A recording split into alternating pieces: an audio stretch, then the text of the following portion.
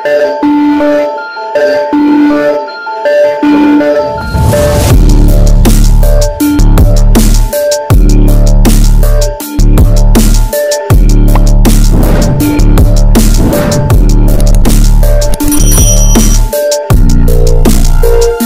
dari Historia.id, pada tahun 1964 pasukan RPKAD yang kini bernama Kopassus pernah terlibat bentrok dengan pasukan KKO yang kini bernama Marinir. Bentrok diawali di lapangan Banteng, Jakarta. Kisahnya bermula dari saling ejek pada suatu pagi ketika mereka sama-sama latihan di lapangan Banteng. Setelah itu, pasukan RPKAD menyerang ke asrama KKO di Jakarta. Soal bentrok RPKAD versus KKO Marinir ini ada kesaksian menarik yang dituturkan seorang kapten TNI yang berstatus sebagai dokter tentara di RSPAD. Letak RSPAD sendiri berdekatan dengan asrama KKO yang diserbu RPKAD. Kapten TNI itu bernama Ben Boy. Ketika itu dia berdinas di RSPAD sebagai dokter. Dalam buku memoarnya berjudul, Ben Boy Memoar Seorang Dokter, Prajurit, Pamong Praja, Ben Boy menuturkan kesaksiannya. Kata dia, pada suatu hari ada keanehan di poliklinik bedah RSPAD. Silih berganti diangkut masuk pasien prajurit KKO yang luka tusuk, luka sayat, lalu juga masuk pasien dari prajurit RPKAD.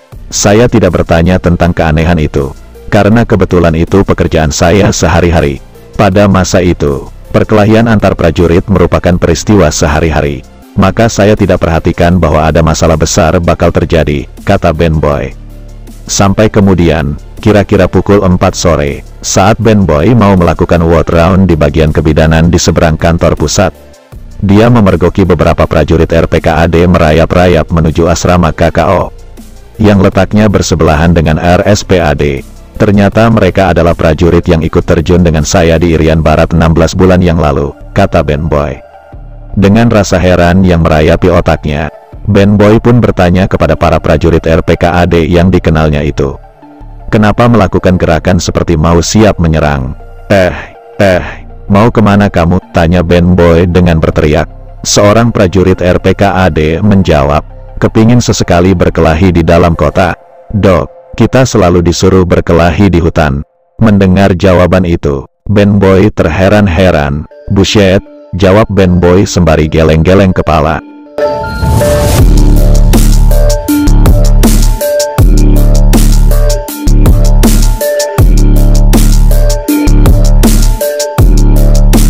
Ben Boy ketika itu menyangka para prajurit RPKAD itu sedang bergurau. Tapi dia salah sangka, sebab kira-kira pukul 6:30 malam, dia bertemu dengan Mayor Benny Murdani yang datang dengan pakaian olahraga, pakaian tenis. Benny Murdani, perwira RPKAD yang dikenalnya itu, datang berlari dari arah Stovia. Ben Boy bertemu dengan Benny Murdani di pelataran RSPAD. Dok, lihat anak buah saya, begitu tanya Benny Murdani begitu sudah bertemu Ben Boy. Ternyata mereka, para prajurit RPKAD yang dijumpai Ben Boy sedang merayap mendekati asrama KKO itu anak buah Benny Murdani di grup 1 Baret Merah. Tadi kira-kira pukul 4 sore.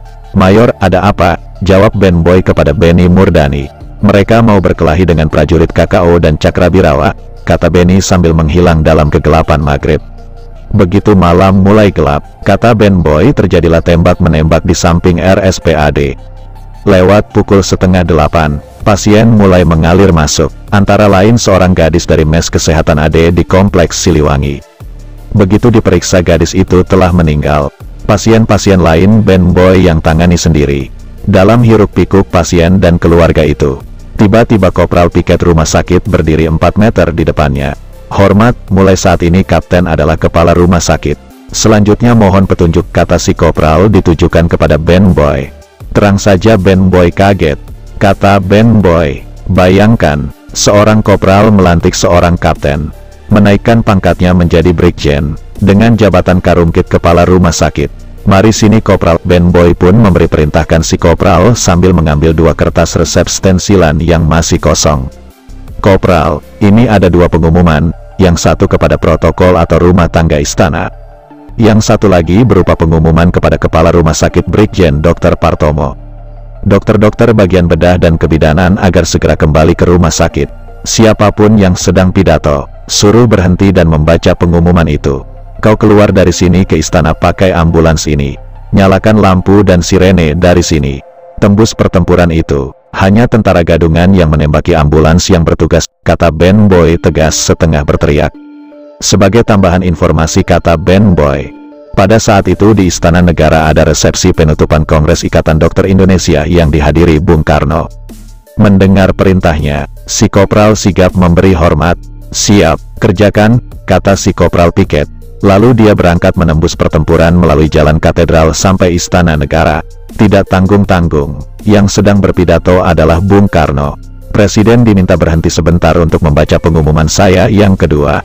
Bung Karno marah, dasar tentara gadungan, katanya, tapi membiarkan para dokter RSPAD meninggalkan ruangan resepsi yang memang sudah kacau, kata Ben Boy dalam buku memoarnya. Karungkit dan para dokter sampai di rumah sakit pukul 9 malam. Ketika itu Ben Boy sudah kumpulkan seluruh staf kamar bedah, dan tindakan pembedahan menggunakan seluruh kamar bedah yang ada sampai besok pagi pukul 9. Segera setelah Karungkit sampai di rumah sakit, Ben Boy kembalikan jabatan tituler yang diberikan Kopral Piket tadi sore dan kembali menjadi kapten biasa lagi.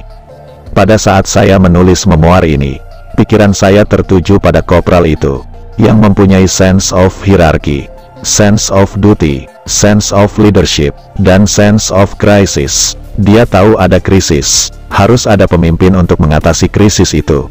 Dan pemimpin itu adalah kepala rumah sakit. Dan de facto adalah dokter jaga. Mungkin dokter jaga tidak sadar, maka biar saya angkat dia. Itu kira-kira pikiran Kopral Piket itu. Kopral itu sesungguhnya prajurit berkarakter jenderal, kata Ben Boy dalam buku memoarnya. Peristiwa bentrok RPKAD dan KKO itu lantas diselesaikan dengan perdamaian di Gedung Olahraga Senayan.